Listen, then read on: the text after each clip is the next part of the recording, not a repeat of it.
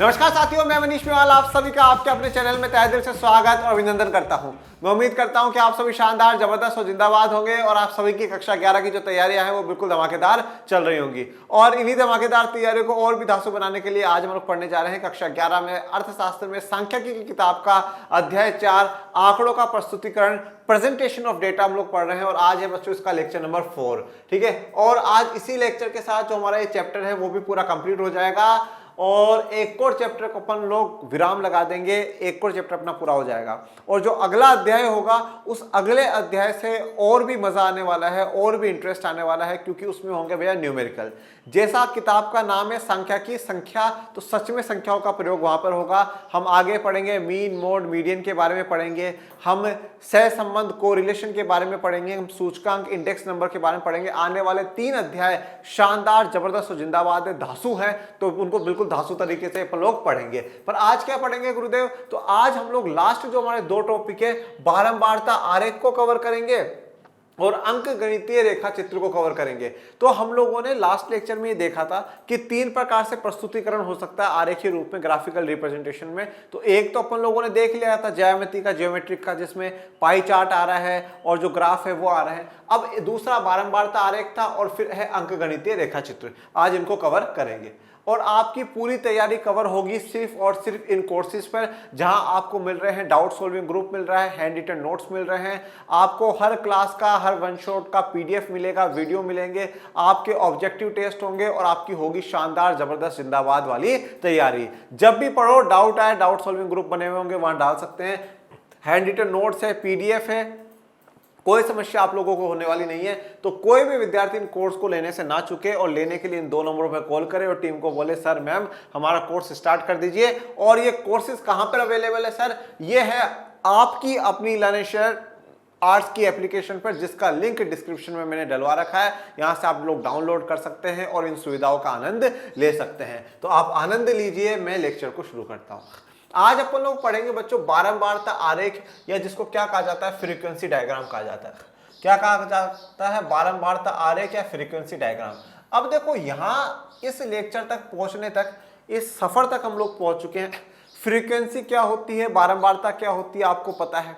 Basic जो words है उनको अपन नहीं देखेंगे, लास्ट के चैप्टर्स में अपन कवर कर चुके हैं। जल्दी से आज का लेक्चर खत्म कर देते हैं और फिर जल्दी से आज अपना एक और चैप्टर कंप्लीट हो जाएगा। फिर जो नेक्स्ट जो चैप्टर हमारा आएगा ना बच्चों, उसमें आप लोग आंख, कान, नाक सब खोल करके बैठिएगा, क्योंकि भैया बड़े महत्वपूर्ण हैं। उसमें 5-5 मार्क्स के, 4-4 मार्क्स के, 6-6 मार्क्स के न्यूमेरिकल्स के क्वेश्चंस बनते हैं, बहुत इंपॉर्टेंट रहेंगे। उन चैप्टर्स को कवर करना बहुत जरूरी। मतलब मैं ये कह रहा हूं कि यहां तक अभी तक जो मैंने पढ़ाया है ना, ये मान लो कि पेपर का 20% ही रहता है, जहां तक मैंने देखता हूं, ठीक है। 20%, 80 मार्क्स में से ये मान लो 25-30 मार्क्स तक, 25 से 20 मार्क्स का ये बनता है। बाकी 55 मार्क्स तक का जो पेपर होता है ना, वो न्यूमेरिकल वाले क्वेश्चनों में से ही बनाया जाता है। उसमें 2 मार्क्स का भी होगा, 4 मार्क्स का भी होगा, 6 मार्क्स का भी होगा। तो वो अपन लोग अगले चैप्टर से करेंगे। अगले चैप्टर से अपन लोग ऐसा भी करेंगे कि जैसे भाई मीन है तो मीन का टॉपिक कवर करेंगे। उस पर हर फॉर्मूला पे मैं आपको 2-2, 3-3 क्वेश्चंस मैं कराऊंगा। एक क्वेश्चंस, 2-2 क्वेश्चंस मैं आप लोगों को प्रैक्टिस के लिए सौंप दूंगा। और फिर नेक्स्ट टॉपिक पर अपन चलेंगे, फिर उसमें ऐसा करेंगे, फिर उसमें नेक्स्ट पे चलेंगे, फिर उसमें ऐसा करेंगे। तो वहां से आप लोग थोड़ा दिमाग और खोल करके पढ़िएगा। अभी तक आप पढ़ रहे हैं, बहुत अच्छी बात है, पर वहां से थोड़ा सा आपको न्यूमेरिकल्स शुरू हो जाएंगे। आपको लगेगा कि आर्ट्स में आने के बाद भी इस मैथ्स ने हमारा पीछा नहीं छोड़ा, पर ये मैथ्स ही आपको सबसे ज्यादा नंबर सांख्यिकी में दिलाएगी। चलिए, समूहीकृत बारंबारता वितरण के रूप में प्रस्तुत आंकड़ों को सामान्यतः बारंबारता आरेखों के द्वारा प्रस्तुत किया जाता है, जैसे कि आयत चित्र, बारंबारता बहुभुज, बारंबारता वक्र तथा ओजाइव आदि। देखिए, तो अब जो समूहीकृत बारंबारता वितरण होते हैं, जो ग्रुप्ड वाली जो फ्रीक्वेंसी डिस्ट्रीब्यूशन होता है, उसको क्या है, कैसे प्रस्तुत किया जाता है? बारंबारता आरेख या फ्रीक्वेंसी ग्राफ के द्वारा रिप्रेजेंट किया जाता है। अब इसमें क्या क्या आ जाता है बच्चों? आयत चित्र आ जाता है। आयत चित्र का मतलब हो जाता है हिस्टोग्राम। क्या बोला जाता है इसको? हिस्टोग्राम बोला जाता है। फिर दूसरा होता है बारंबारता बहुभुज। बारंबारता बहुभुज, इसको फ्रीक्वेंसी पॉलीगॉन बोला जाता है। फिर बारंबारता वक्र, तो इसको क्या कहा जाएगा? फ्रीक्वेंसी कर्व बोला जाएगा। और एक अपन पढ़ेंगे ओजाइव, या जिसको ये ओगिव लिखते गिव है पर बोला जाता है ओजाइव बोला जाता है। तो ये 4 अपन को पढ़ने हैं। देखो ध्यान से देखो कि हम आरेखीय प्रस्तुतिकरण का टॉपिक पढ़ रहे हैं, तो जिसमें अपन लोगों ने जो ज्यामिति है, ज्योमेट्रिक वाला है, वो कवर कर लिया है। उसके बाद हमारा बारंबारता आरेख है। अब बारंबारता में हम लोग इन 4 के बारे में पढ़ेंगे, जिसमें सबसे बड़ा टॉपिक ये आयत चित्र है, हिस्टोग्राम है, ठीक है। और उसके बाद जो एक लास्ट जो तरीका था अंक गणितीय वाला, अर्थमेटिक वाला, वो भी आज कवर करके कंप्लीट हो जाएगा। ओके, तो चलिए अब सबसे पहले बात करते हैं आयत चित्र या हिस्टोग्राम की। आयत चित्र एक द्विम आरेख है। द्विम आरेख का मतलब 2 डायमेंशनल है, 2 डायमेंशनल है। ये आयतों का एक ऐसा समुच्चय है जिसमें वर्ग सीमाओं के अंतराल, जो वर्ग सीमा है आपकी, उसका अंतराल कि उसमें कितना इंटरवल है, एक्स अक्ष पर ये दर्शाई जाती है। वर्ग सीमाओं के अंतराल एक्स अक्ष पर का आधार का कार्य करते हैं, तथा जिनके क्षेत्रफल वर्ग, जो क्षेत्रफल वर्ग है, क्षेत्रफल का मतलब क्या होता है, जो एरिया है, जो एरिया है उसके बारंबारता के अनुपात में होता है। जितनी बारंबारता होगी उसी अनुपात में जो आपका ये हिस्टोग्राम बनेगा, उसका क्षेत्रफल होगा, उसका एरिया होगा। अब यहाँ पर आप देखो ये टेबल 4.9 है और आगे में आपको ये पूरा जो है हिस्टोग्राम की तस्वीर में आपको दिखा रहा हूँ। इस प्रकार से हिस्टोग्राम बनता है। कुछ बच्चों को यहाँ पर ऐसा लग सकता है कि दंड आरेख जैसा था वैसा का वैसा ही ये है, पर दंड आरेख में और उसमें बड़ा अंतर है, कुछ डिफरेंसेस है बेटा, वो भी अभी अपन कवर करेंगे। तो जल्दबाजी में काम ना करें, जल्दी का काम किसका है, शैतान का होता है बच्चों, ठीक है। अपन आराम से चीजों को कवर करेंगे। तो पहले एक चीज को समझिए, यहाँ पे बोला है कि जो आंकड़ों के ऊपर हिस्टोग्राम या आयत चित्र बनाया गया है उसका स्रोत, सोर्स कौन सा है, सारणी 4.9 है। तो मैंने सोचा अधूरा काम नहीं करेंगे, पहले सारणी 4.9 बच्चों को समझा देते हैं। तो सारणी 4.9 जो कहती है वो ये कहती है माय डियर स्टूडेंट्स, किसी कस्बे के एक इलाके में दैनिक मजदूरी का वितरण। एक कस्बा है, उसके एक इलाके में क्या है, जो डेली बेसिस पे जो पेमेंट मिलता है, जो मजदूर होते हैं, जो आज काम करा आज पैसे दिए, आज काम करा आज पैसे दिए, उस हिसाब से। तो दैनिक मजदूरी रुपए में और मजदूरों की संख्या, तो 45 से 49 रुपए, 45 to 49 रुपीज हर दिन के पाने वाले मजदूर कितने हैं, 2 हैं। 50 से 54 वाले 3 हैं, 55 से 59 वाले 5 हैं, 60 से 64 वाले 3 हैं, 65 से 69 6, 70 से 74 7, 75 से 79 12, 80 to 84 13, 85 to 89 9, और फिर इस प्रकार से चलते हैं 115 to 119 3 है। अब एक बात मुझे बताओ, ये टेबल सही है क्या? ये टेबल सही है। अब आप बोलोगे गुरुदेव किताब ने दी है तो बिल्कुल सही होगी, बिल्कुल सही होगी, नो डाउट। मैं कब कह रहा हूं गलत है, परंतु इसको थोड़ा और बेहतर बनाना होगा और सुधार करना होगा। क्यों करना पड़ेगा? बात मामला ऐसा है कि 45 से 49 है, पर अगला बोल रहा है 50 से 54 है, तो ये 50 और 49 के बीच का जो एक का डिफरेंस है ये कहां गया? इसको सतत में लाना पड़ेगा, कॉन्टिन्यूस में लाना पड़ेगा, और कॉन्टिन्यूस में लाने का एक ही तरीका होता है, पीछे वाले में से 0.5 कम कर दो, तो मैं लिख दूंगा 44.5, और अगले वाले को 0.5 बढ़ा दो तो 49.5। जो यहां से 0.5 कम हुआ था वो वहां से 0.5 बढ़ गया। अब ये आगे उतरता जाएगा तो दिक्कत है ही नहीं, मामला खत्म, खेल खत्म। इस प्रकार से ये पूरा आपका बन जाएगा 114.5 119.5, इस प्रकार से लास्ट तक ही आपका बन जाएगा। अब अपन आ जाते हैं, क्या बोला, वर्ग सीमाओं के अंतराल एक्स अक्ष पर होंगे। तो किसका अंतराल है? एक्स अक्ष पर वर्ग सीमाओं का, ठीक है। तो ये वर्ग सीमा है आपकी 44.5 49.5 54.5 49.5 64.5 69 69 74, इस प्रकार से। ये मजदूरों की संख्या है 2 4 6 8 10 12 14, इस प्रकार से। अब देखो 44 से 49.5 के बीच में कितने हैं? 2 मजदूर है, तो ये अपना बन गया। 49 से 45 के बीच में 3 होंगे तो 3 आ गया। फिर ये इसके बीच में 5 होंगे, 5 आ गया। फिर 64, इस प्रकार से पूरा आपका एक प्रकार से बनता जा रहा है। अब यहाँ पर देखो ये एक लाइन दिखाई गई है। आपके पास एनसीईआरटी किताबें होंगी, आप एनसीईआरटी किताब में ये वाला डायग्राम खोल करके बैठिए, जिससे आपको थोड़ा आप मेरे साथ मैच कर पाए कि मैं कहाँ क्या बता रहा हूँ। यहाँ पे लिखा हुआ बहुलक। बहुलक का मतलब होता है बेटा मोड। बहुलक का मतलब क्या है? मोड है। मोड या बहुलक हम आगे वाले चैप्टर में पढ़ेंगे, जिसका मतलब जो सबसे ज्यादा बार रिपीट में हो रहा है, फ्रीक्वेंसी आ रही है उसकी, और वो क्या है? 80.6 है बेटा, 80.6 है, जो कि बार बार रिपीट हुआ है, सबसे ज्यादा बार रिपीट हुआ है। इसीलिए ये क्या है? ये हाईएस्ट पॉइंट को टच कर रहा है, इसीलिए हाईएस्ट पॉइंट को टच कर रहा है, और ये वाला ग्राफ यहाँ पे दिखाया जा रहा है। ये इस प्रकार से हिस्टोग्राम बनता है। अब अगर आप लोगों ने दंड आरेख को देखा होगा तो दंड आरेख यूं बनते थे, गैप होता था बेटा बीच बीच में, पर इस हिस्टोग्राम में क्या है? गैप नहीं है। इस आयत चित्र में गैप नहीं है। तो आइए अब आगे बढ़ते हैं। यदि वर्ग के अंतराल का विस्तार एक समान हो जैसा कि सामान्यतः होता है तो आयतों का क्षेत्रफल उनकी बारंबारताओं के अनुपात में होता है। देखो अगर वर्ग अंतराल जो है, जो क्लास इंटरवल है, वो एक समान हो, मतलब जैसे अभी अपन ने देखा बराबर का सा था, 4 का जो डिफरेंस है वो हम लोगों ने देखा, तो क्लास इंटरवल अगर सेम हो, जनरली होता भी यही है, जब क्लास इंटरवल सेम होगा तो जो आयतों का क्षेत्रफल, आयत क्या होता है, जो रेक्टेंगल बनाया जा रहा है, ये रेक्टेंगल बन रहा है, इसका जो क्षेत्रफल, इसका जो एरिया होगा ना, वो बारंबारताओं के अनुपात में होगा, फ्रीक्वेंसी के अनुपात उस रेशियो में होगा। अब एरिया कैसे निकालते हैं, लेंथ इंटू ब्रेड्थ, पढ़ा होगा आप लोगों ने, ठीक है, लेंथ इंटू ब्रेड्थ, कि भैया साहब इसकी जो लेंथ है वो कितनी है और इसकी जो ब्रेड्थ है वो कितनी है, इस प्रकार से। और किसके अनुपात में होगा, बारंबारताओं के अनुपात में। भाई बारंबारता कितनी है, उसी रेशियो में हम लोग क्या करेंगे, जो उसकी लेंथ और ब्रेड्थ है उसका जो एरिया है उसको लेंगे। हालांकि कई प्रकार के आंकड़ों में विभिन्न विस्तार वाले अंतरालों का उपयोग सुविधाजनक होता है तथा कई बार आवश्यक भी हो जाता है। अब हालांकि कई प्रकार के आंकड़ों में विभिन्न विस्तार वाले मतलब क्या है, जहां पे अलग अलग क्लास इंटरवल हो, डिफरेंस हो, तो उन अंतरालों का उपयोग सुविधाजनक भी होता है, मतलब सुविधाजनक भी, आसान भी है, और the most important thing is that कि वो आवश्यक है, वो जरूरी भी है।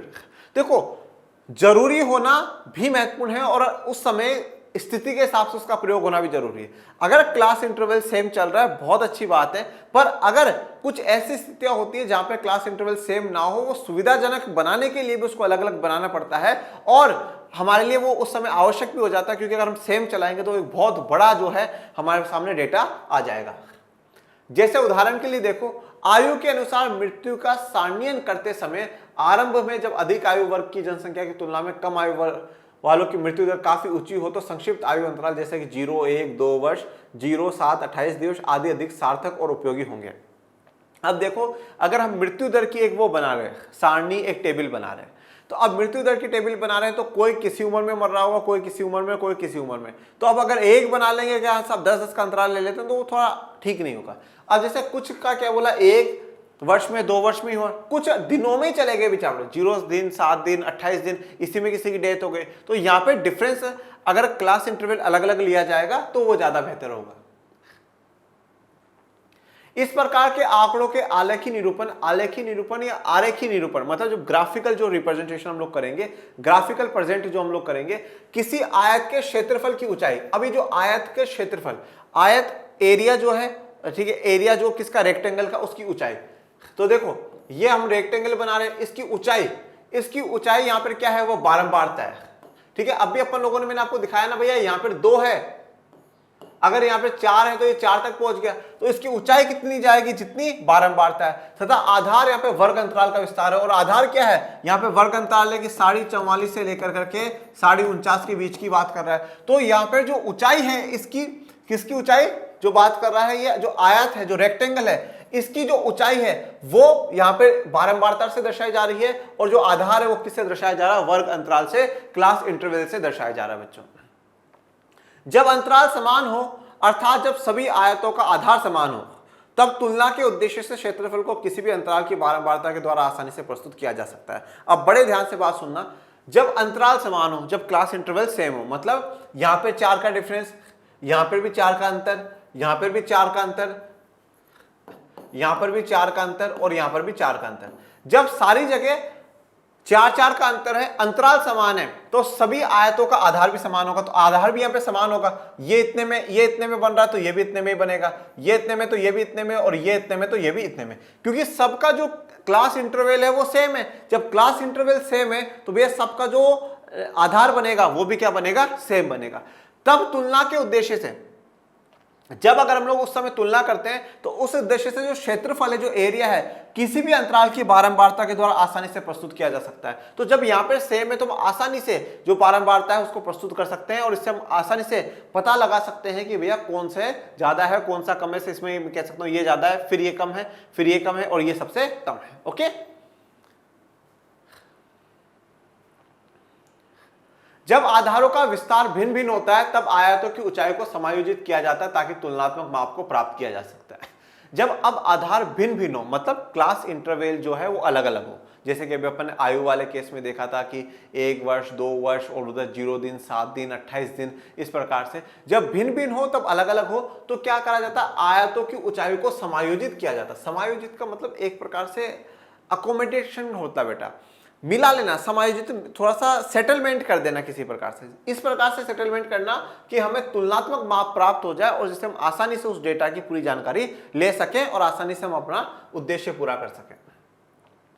इस प्रकार की स्थिति में निरपेक्ष बारंबारता के स्थान पर बारंबारता घनत्व, जिसमें वर्ग बारंबारता का विभाजन वर्ग अंतराल के विस्तार से होता है, अधिक सार्थक होगा। तो यहां पे हम निरपेक्ष बारंबारता जो हम लोग यूज कर रहे थे उसके स्थान पर हम लोग क्या लेंगे, बारंबारता घनत्व लेंगे। बारंबारता घनत्व फ्रीक्वेंसी डेंसिटी में क्या बोला है, जिसमें वर्ग बारंबारता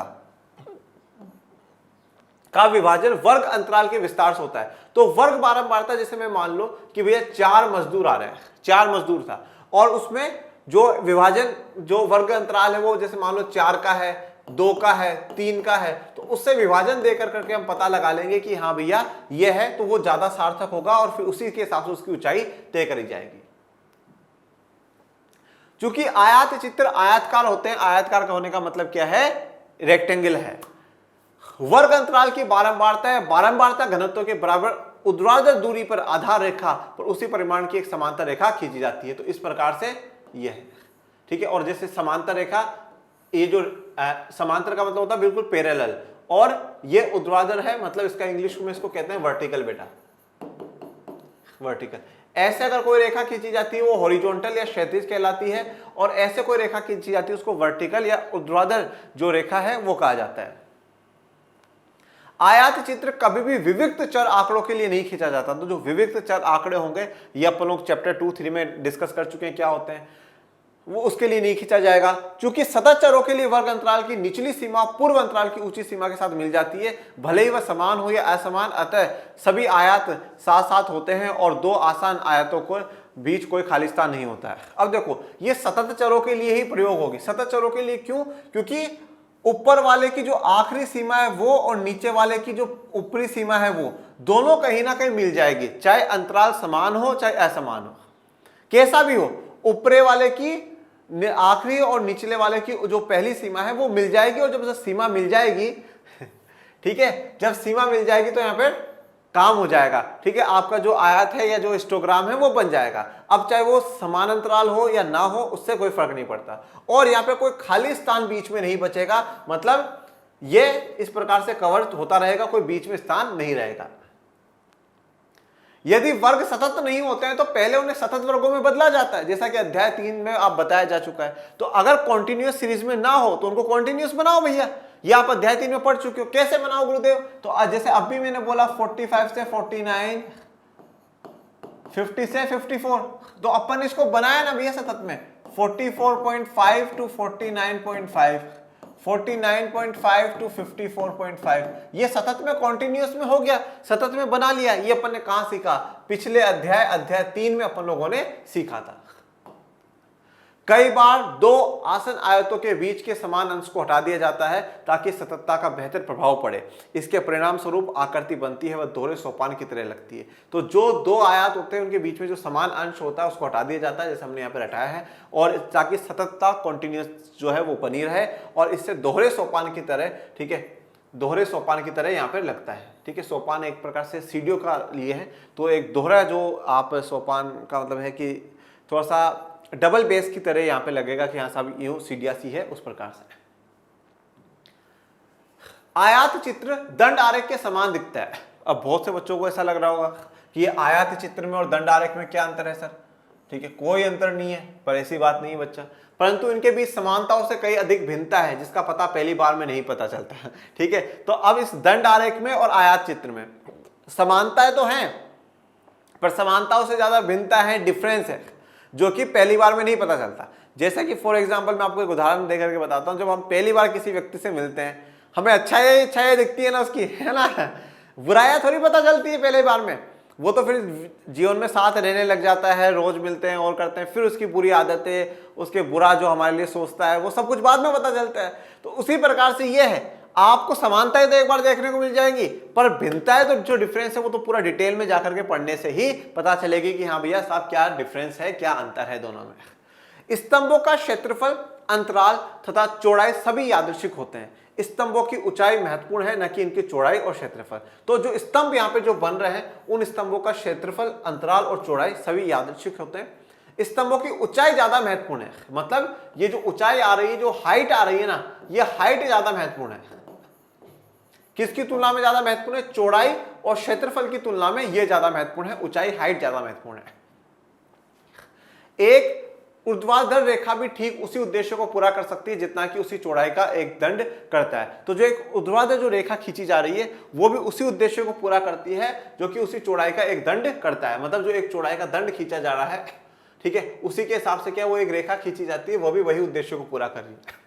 इसके अतिरिक्त आय चित्र में दो आयतों के बीच कोई रिक्त स्थान नहीं होता। वहां दंड रेखा में देखा था स्थान होता है, बीच में जगह होती है, पर यहाँ पे कोई स्थान नहीं होता है। जबकि दंड आरेख में दो क्रमिक दंड मतलब जो दो लगातार दंड बन रहे हैं, उन दो क्रमिक दंडों के बीच कुछ रिक्त स्थान अवश्य छोड़ा जाता है। तो बीच में जरूर स्थान छोड़ा जाता है दंड आरेख में, इस प्रकार से। केवल किसमें? बहुदंड आरेख और घटक दंड आरेख को छोड़ करके। बहुदंड आरेख और घटक दंड आरेख को छोड़ दो, मतलब जो सिंपल वाला है, जो सरल दंड आरेख है, उसमें तो क्या होता है? अंतर होता है, इस प्रकार से गैप होता है। बाकी आप बहुदंड आरेख और घटक दंड आरेख को छोड़ दीजिएगा यहाँ पर। अभी आप पढ़ चुके हो बहुदंड आरेख क्या होता है और घटक दंड आरेख क्या होता है। यद्यपि सभी दंडों की चौड़ाई समान होती है, तथापि तुलना की दृष्टि से इनकी चौड़ाई का कोई महत्व नहीं होता। तो सभी दंडों की जो चौड़ाई है ना, चौड़ाई का तो ये, ठीक है, ये जो है लगभग सभी की समान होती है, तो चौड़ाई का ज्यादा महत्व होता ही नहीं है। देखो इंपोर्टेंट क्या है? इंपोर्टेंट है बेटा हाइट, क्योंकि हाइट से ही मैं पता लगाऊंगा यहाँ पर कि कौन सा ज्यादा है कौन सा कम है, और इसी से जो मेरा उद्देश्य है डेटा कलेक्ट करने का, डेटा को प्रेजेंट करने का, वो मुझे पता चल जाएगा। ठीक है, तो ये हाइट इसकी ज्यादा इंपॉर्टेंट है, यहाँ पर इसका जो बेस है वो ज्यादा इंपॉर्टेंट नहीं है। आयत चित्र में चौड़ाई उतनी ही महत्वपूर्ण है जितनी ऊंचाई है। दंड आरेख विविक्त एवं सतत दोनों ही चरों के लिए बनाए जा सकते हैं, जबकि आयत चित्र केवल सतत चर के लिए ही बनाए जाते हैं। तो देखो यहां पे अब दंड आरेख विविक्त और संतत दोनों के लिए बनाया जा सकता है। तो जो दंड आरेख है वो दोनों में बन सकता है, पर अपन ने यहां पे पढ़ा है कि आयत चित्र केवल और केवल कॉन्टिन्यूअस में बनेगा, ये भी डिफरेंस है। आयत चित्र बारंबारता वितरण के बहुलक के मान को भी आरेखीय रूप में दिखा सकता है, जैसा कि चित्र 4.5 में दिखाया गया है, तथा ग निर्देशांक पर बिंदुओं से बनी क्षैतिज रेखा बहुलक को दर्शाती है। अब देखिए ये वाला आपको दिखाया गया, ये पूरा मैंने दिखाया, ये यहाँ पर जा रहा है, ये बहुलक को दर्शा रहा है कि साहब बहुलक जो है 80.6 है। इस वाले पॉइंट को आप चाहे ग का नाम दे सकते हो, इन्होंने दिया नहीं है, तो ये बात यहाँ पे बोली है, और यहाँ पे हमारा हिस्टोग्राम जो है वो पूरा कंप्लीट हो जाता है। अब आ जाओ हिस्टोग्राम के बाद जो दूसरी चर्चा करते हैं बारंबारता बहुभुज या फ्रीक्वेंसी पॉलीगन की करते हैं। किसकी? फ्रीक्वेंसी पॉलीगन बहुभुज। बहुभुज मतलब बहुत, ठीक है। चलिए पॉलीगन की बात करते हैं। बारंबारता बहुभुज सीधी रेखाओं से घिरा हुआ एक समतल है जिसमें सामान्यतः 4 या अधिक रेखाएं खींची जाती है। तो बारंबारता बहुभुज क्या है? एक सीधी रेखाओं से घिरा हुआ एक समतल है, फ्लैट है, जिसमें 4 या 4 से अधिक रेखाएं होती हैं जनरली। बारंबारता बहुभुज आयत चित्र का विकल्प होता है जो आयत चित्र से ही व्युत्पन्न होता है। देखो बड़ी इंटरेस्टिंग बात है, ये जो बारंबारता बहुभुज बनाया जा रहा है, जो फ्रीक्वेंसी पॉलीगन बनाया जा रहा है, किसका विकल्प है? आयत चित्र का विकल्प है। जो अभी हम लोग पढ़ करके आए लास्ट में हिस्टोग्राम, उसका विकल्प है। ठीक है, मतलब आप हिस्टोग्राम नहीं बनाना चाहते तो आप बारंबारता बहुभुज बना लो, परंतु एक्चुअल में मामला क्या है कि जो बारंबारता बहुभुज भी निकल के आया है, कहां से निकल करके आया है? आयत चित्र से ही निकल करके आया है। किससे निकल करके आया है? आयत चित्र से ही निकल करके आया है, वहीं से ये डेराइव्ड हुआ है। बारंबारता बहुभुज को वक्र के आकार के अध्ययन के लिए किसी आयत चित्र के ऊपर लगाया जा सकता है। तो बारंबारता बहुभुज को वक्र के आकार के अध्ययन के लिए, मतलब हम उसका जो अध्ययन करना चाहते हैं उसके लिए क्या कर सकते हैं? आयत चित्र के ऊपर ही लगा सकते हैं। ये जनरली क्या होता है, मैं आपको इसका वो भी दिखाऊंगा जो डायग्राम है। ये देखो इस प्रकार से यूं बनता है, यूं बनता है, फिर यूं होता है, फिर यूं होता है, फिर यूं होता है, फिर यूं होता है। तो ये इस प्रकार से, तो ये पहले क्या बन रहा है कि आपका आयत चित्र बना, हिस्टोग्राम बना, और उसी पर ये बनाया गया है। आयत चित्र के क्रमिक आयतों के ऊपरी छोर के मध्य बिंदुओं को जोड़कर बारंबारता बहुभुज का निर्माण बहुत आसानी से किया जा सकता है। देखिए बड़े ध्यान से सुनिएगा, ये यहाँ पर है, ये यहाँ पर है, ये यहाँ पर है, ये यहाँ पर है, ये यहाँ पर हो गया, ये यहाँ पर हो गया, ये यहाँ पर हो गया। कर्मिक आयतों, कर्मिक मतलब जो कॉन्सिक्यूटिव है, लगातार जो चल रहे हैं, उनके आयतों के ऊपरी छोर ये हो गए, इसका मध्य बिंदु को जोड़ करके, मतलब मैं यहां से शुरू करूंगा और इसका ऊपरी छोर ये है, इसका ऊपरी छोर ये, इसका जो मध्य बिंदु को बिल्कुल बीच में सेंटर में मैं इसको जोड़ लूंगा, फिर इसका बिल्कुल सेंटर, इसका बिल्कुल सेंटर, फिर इसका बिल्कुल सेंटर, फिर इसका बिल्कुल सेंटर, फिर इसके बिल्कुल सेंटर में, और फिर बिल्कुल इसके सेंटर में।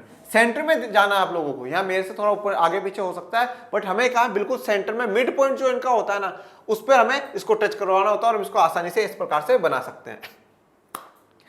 आवर्ती बहुभुज आधार रेखा से दूर दो छोरों पर समाप्त हो जाता है, जिससे वक्र के अंतर्गत आने वाले क्षेत्रफल का परिकलन संभव नहीं हो पाता है। ओके, इसका समाधान आधार रेखा से दोनों वर्गों के मध्य मानों को वितरण के प्रत्येक छोर पर शून्य बारंबारता से मिलाकर किया जाता है। मतलब एक बिल्कुल यहाँ 0 से इधर शुरू होगा, फिर ये बीच में यूं यूं यूं चलता रहेगा, और फिर लास्ट में यहाँ पर भी हम एंड कर देंगे इसको। ओके, आधार के दोनों छोरों को खंडित रेखाओं या बिंदु रेखाओं द्वारा जोड़ा जा सकता है, तो फिर आप उसको बिंदु रेखा से जोड़ सकते हैं। अतः वक्र का कुल क्षेत्रफल आयत चित्र के क्षेत्रफल की भांति कुल बारंबारता प्रतिदर्श के आकार का प्रतिनिधित्व करता है। तो जो ये वक्र का पूरा क्षेत्रफल है, आयत चित्र का क्षेत्रफल की भांति ही क्या करता है, कुल बारंबारता भी दिखाता है, प्रतिदर्श जो सैंपल लिए हैं उसके आकार को भी दर्शाता है। मतलब आप कह सकते हो ये आयत चित्र का पूरा एक अच्छा खासा विकल्प है, हिस्टोग्राम का एक अच्छा खासा विकल्प है फ्रीक्वेंसी पॉलीगॉन।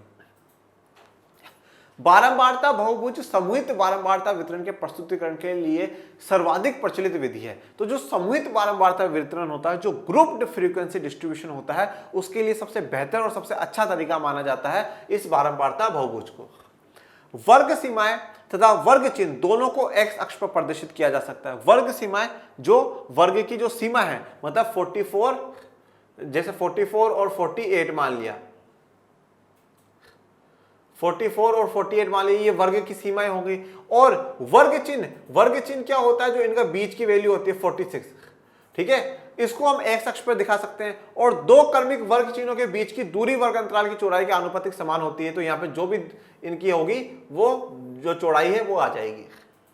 आंकड़ों का आलेखन तब आसान होता है जब वर्ग चिन्ह ग्राफ पेपर की मोटी रेखाओं के ऊपर आपतित या पड़ते होते हैं। तो ये जब आलेखन आसान होता है, जब जो वर्ग चिन्ह है, जो हमने मिड पॉइंट को ले रखा है 46 जैसे मैंने अभी बताया, उसको ग्राफ पेपर की जो मोटी रेखा है उस पर डाला जाता है, उस पर लिखा जाता है। इससे कोई अंतर नहीं पड़ता कि वर्ग सीमाओं या वर्ग चिन्हों का प्रयोग एक्स अक्ष पर किया गया है या नहीं।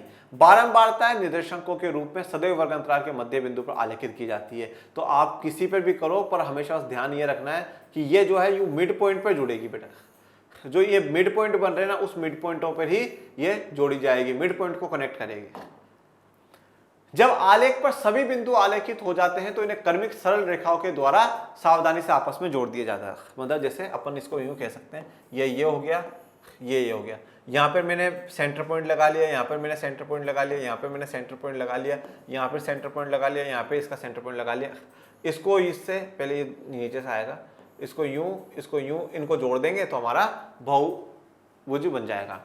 खंडित रेखाएं दो अंतरालों के बीच मध्य बिंदु को जोड़ती है, तो ये दो बिंदुओं को जोड़ रही है, एक शुरू में और दूसरे अंत में। तो ये शुरू का, फिर ये अंत का, शुरू का, अंत का, इस प्रकार से जोड़ती है। और एक आलेखित वक्र के दो छोर होते हैं, ये स्टार्टिंग एंड है और ये स्टार्टिंग वाला है, और उधर जो लास्ट बनेगा वो एंडिंग वाला है।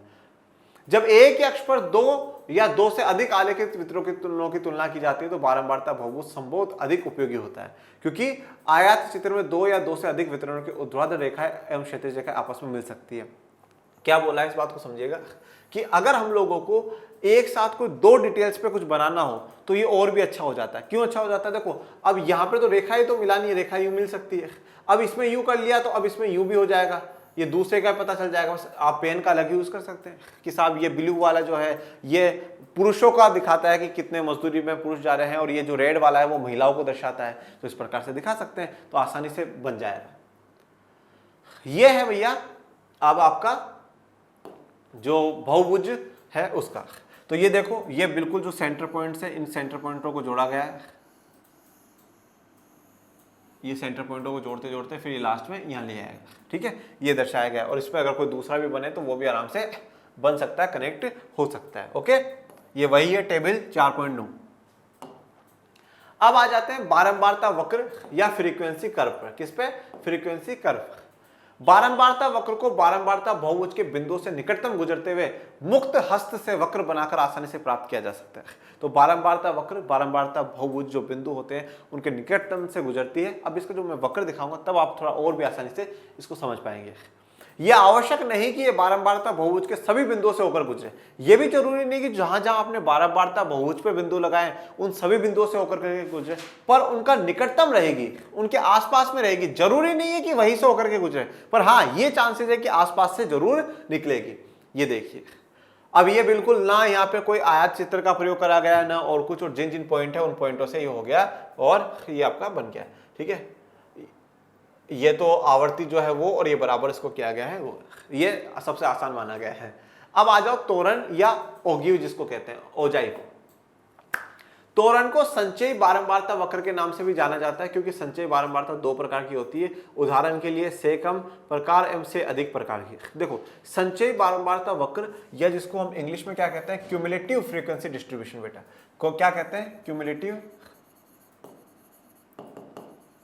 Frequency distribution. ठीक है, और संचयी बारंबारता वक्र है तो डिस्ट्रीब्यूशन की जगह कर्व आ जाएगा, वक्र के लिए कर्व शब्द प्रयोग करा जाता है। अब ये क्या होता है बेटा, ये दो प्रकार की होती है, से कम से ज्यादा। जैसे एक, पहले मैं आपको से कम की बताता हूं, जैसे 10 से कम, 20 से कम, फिर इस प्रकार से करता करता मैं आया पहुंचा, लास्ट में आता हूं, मैं लास्ट में पहुंचा 100 से कम।